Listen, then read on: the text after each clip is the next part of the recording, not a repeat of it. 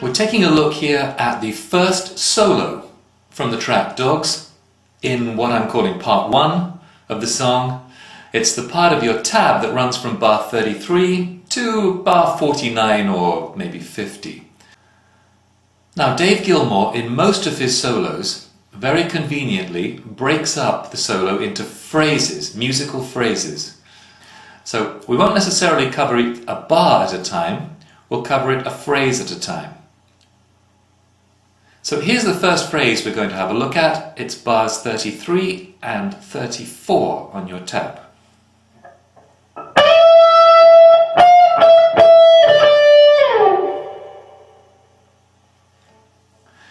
Okay, we're kicking off on the 14th fret of the first string.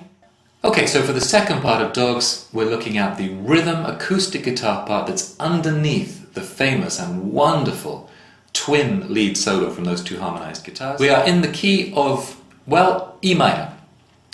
But the first chord we're going to play on this is a D chord. Do you remember from part 1, we finished on that slow strum of an E minor chord? As the two guitars come in with that wonderful first note of the solo, we drop in on a D chord. And we're going to play this rhythm throughout this second part of Dogs on the acoustic guitar part. Down, down, down, up, up, down, down, up, down, up. 1, 2, 3, 4. The one difference with a D chord is that halfway through the bar it will drop into a D sus4 before going back to a full bar of an ordinary D, like this.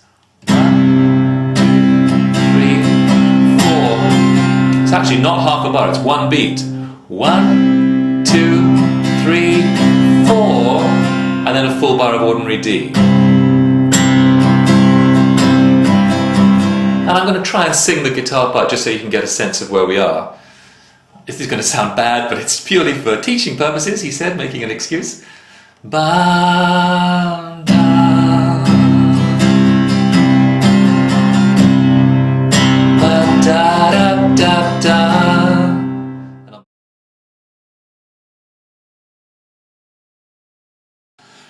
This is the first of the two harmonized guitars on what I'm calling part 2 of Dogs, the part that runs from 3 minutes 43 to about 4 minutes 47 into the track. We're going to kick off here, way up the neck, on the second string at the 19th fret, and we're going to bend this a half step.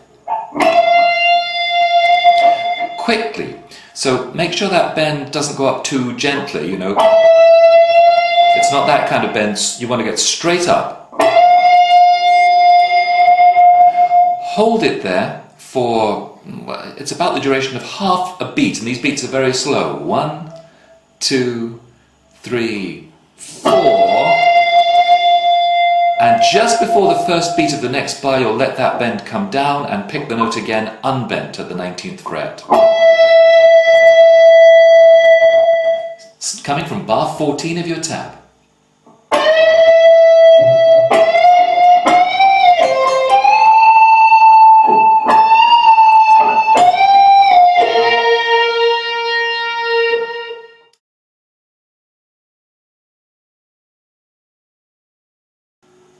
The final thing we need to have a look at in part 2 of Dogs is the second electric guitar part, the harmonized guitar part. He has 2 electric guitars playing in harmony here. We're kicking off on the 3rd string at the 19th fret. We're going to bend it a full step, hold it for a beat and release it.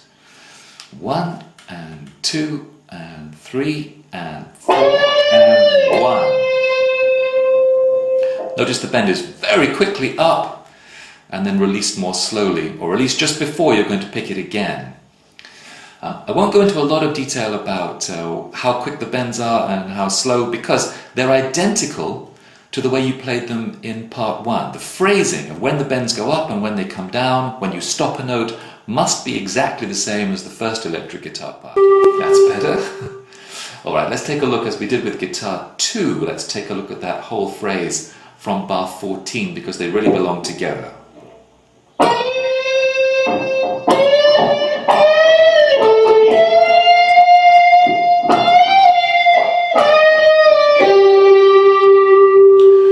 crucial thing about practicing that phrase is to notice which bends are full and which are half. The first three are all full.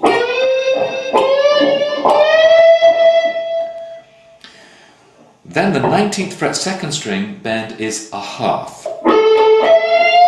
E minor 9 is, well, in this example, first string second fret, second string third fret, fourth string fourth fret, and try and let the middle string, the G string in between, ring as well. But don't play the bottom two strings for E minor 9. That will set up this riff or vamp.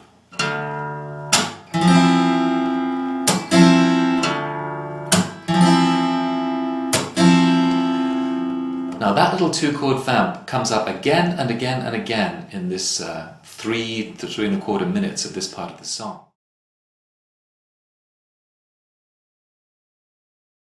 We mute all those strings and slide the second string up to the 15th fret from, it doesn't really matter, maybe the 13th fret, middle finger, and then have the middle finger come away at exactly the moment you hit the first string 14th fret. So coming from the little pull-off phrase at the end of bar 16, we have this.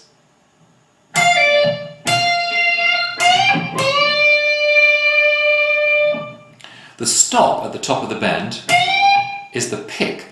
My pick and the underside of my middle finger drop onto the first string. Now I bring it down silently, jump those two fingers and move the pick to the second string.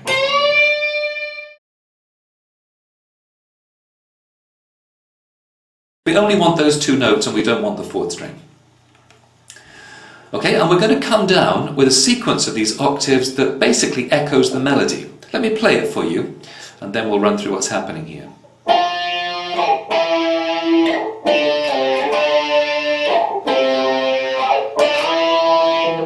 Now, that sequence will repeat a number of times.